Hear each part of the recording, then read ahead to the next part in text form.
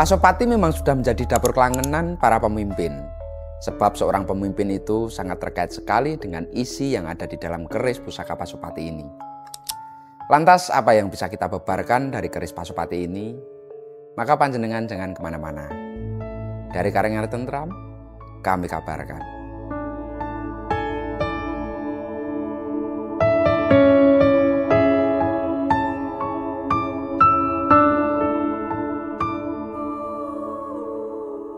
Pusaka dengan busana berangkah Yogyakarta dari bahan kayu trembalo yang cukup lawas.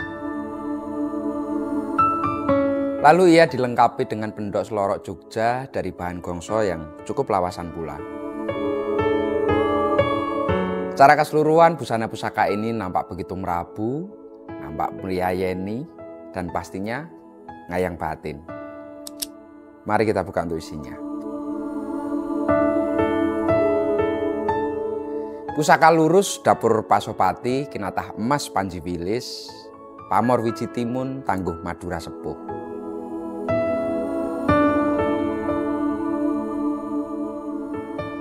Pasopati itu merupakan salah satu dapur keris lurus yang sangat populer. Jika kita perhatikan, keris ini memakai odo-odo sehingga permukaan bilanya itu terlihat gigir sapi, nampak sekali kokoh dan nampak sekali lebih kuat.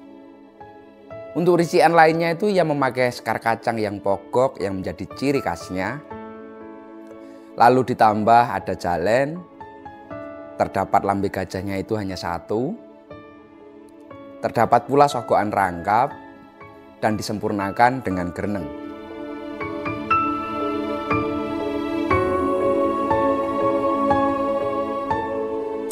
Dalam manuskrip kitab pustaka Raja Purwa, dapur keris Pasopati itu pertama kali dibuat oleh Empu Ramadi, yang konon memang merupakan keturunan dari dewa.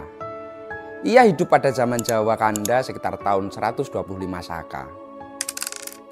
Pada masanya itu, Empu Ramadi menciptakan 3 dapur keris, yakni itu ada keris dapur Larngatap, lalu ada Jundrik, dan yang satu lagi itu adalah dapur Pasopati. Konon Pasopati memang dibuat dari penggambaran Dewa Indra yang juga dikenal dengan sebutan Sang Hyang Pasopati.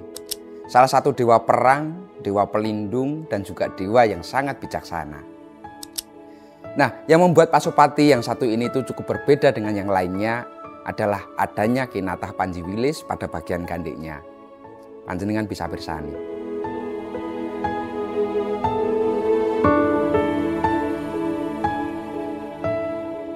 Berbicara tentang Panji Wilis, tentu kita perlu mengutip sebuah naskah dari Serat Duwung Wesi Aji yang ditulis oleh Mas Ngabei Nayawirongga pada tahun 1936. Yang bunyinya itu begini. Kinatah ingkang namung ing gandik tuwin lambe gajah, naminipun Panji Wilis. Punika tur kadang boten namung rerengan, ananging kangge sarana ngedongaaken duwung ingkang watakipun brangasan utawi keras. Yang jika kita artikan sederhana itu, kinatah Panji Wilis itu merupakan sejenis hiasan emas yang ditempelkan pada bagian gandik serta lambe gajahnya. Dijelaskan pula pemberian kinatah tersebut itu terkadang bukan hanya dimaksudkan sebagai hiasan, bahkan hanya untuk menambah keindahan, tidak begitu. Namun lebih difungsikan untuk suatu maksud tertentu, yakni sebagai sarana meredam keris yang barangkali mempunyai watak brangasan atau watak keras. Keberadaan Panji Wilis pada pusaka Pasopati ini memang juga menunjukkan bahwa keris ini kemungkinan besar pernah dimiliki oleh seorang dengan kedudukan yang sangat tinggi, bisa jadi seorang sentana dalem atau kerabat raja. Sangat istimewa ya.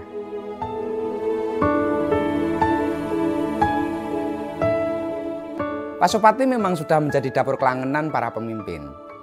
Sebab seorang pemimpin itu sangat terkait sekali dengan isi yang ada di keris pusaka Pasopati. Lantas apa isi dari keris Pasopati ini? Tentu saja isinya yang dimaksud itu bukan kodam, apalagi kodim.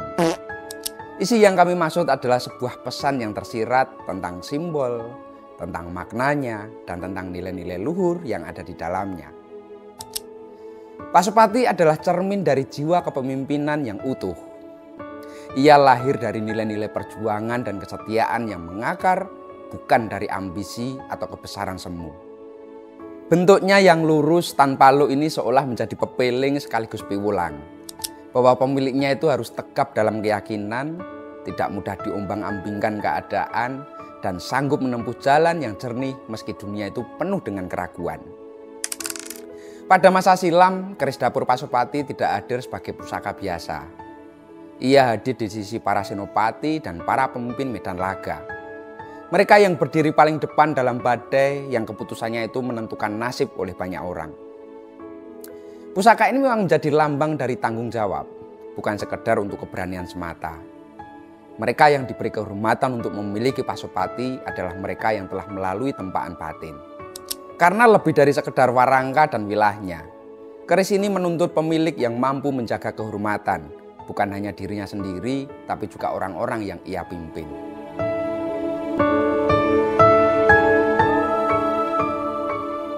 Pasopati juga bukan hanya menunjukkan arah, ia juga menguji arah itu sendiri. Apakah yang menggenggam itu sanggup berjalan tanpa menyimpang, bisa berdiri tanpa harus menyombong, dan bisa memimpin tanpa kehilangan rasa. Begitulah isi yang tersemat dalam pusaka yang berdapur Pasopati ini. Meskipun ia memang tidak berbicara, bahkan tidak bersuara, tetapi bagi yang mau mendengar dan membacanya, pusaka ini ternyata menyimpan kedalaman makna yang begitu luhur dan begitu luar biasa.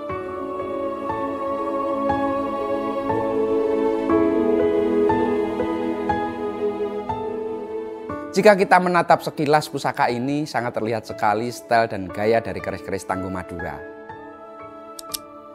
Dalam penangguhannya, Tangguh Madura sepuh itu memang dibagi menjadi dua, yakni Madura sejaman dengan Majapahit dan Madura yang sejaman dengan Mataram Amangkurat. Nah, untuk keris Pasopati ini secara gaya atau material bahkan garamnya itu memang lebih cenderung sejaman dengan Mataram Amangkurat. Bisa dipersani dari pasikutannya itu memang terlihat galak. Lalu besinya itu berkesan kering seperti kurang wasuan. Warnanya hitam agak keabu-abuan. Untuk pamornya itu mubiar dan agak nyekrak. Gandiknya itu juga miring. Serta sirah cecaknya itu cenderung pendek. Madura dan Amangkurat pada kala itu memang menjadi dua wilayah yang terikat oleh kekuasaan namun dibayangi oleh ketegangan. Setelah ditaklukkan oleh Sultan Agung pada tahun 1624, Madura itu dijadikan bagian dari kekuasaan Mataram dan dikelola oleh Trah Cakraningrat yang masih memiliki kedaulatan lokal. Para bangsawan Madura termasuk Cakraningrat I dan Cakraningrat II itu turut ambil bagian dalam militer dan pemerintahan Mataram.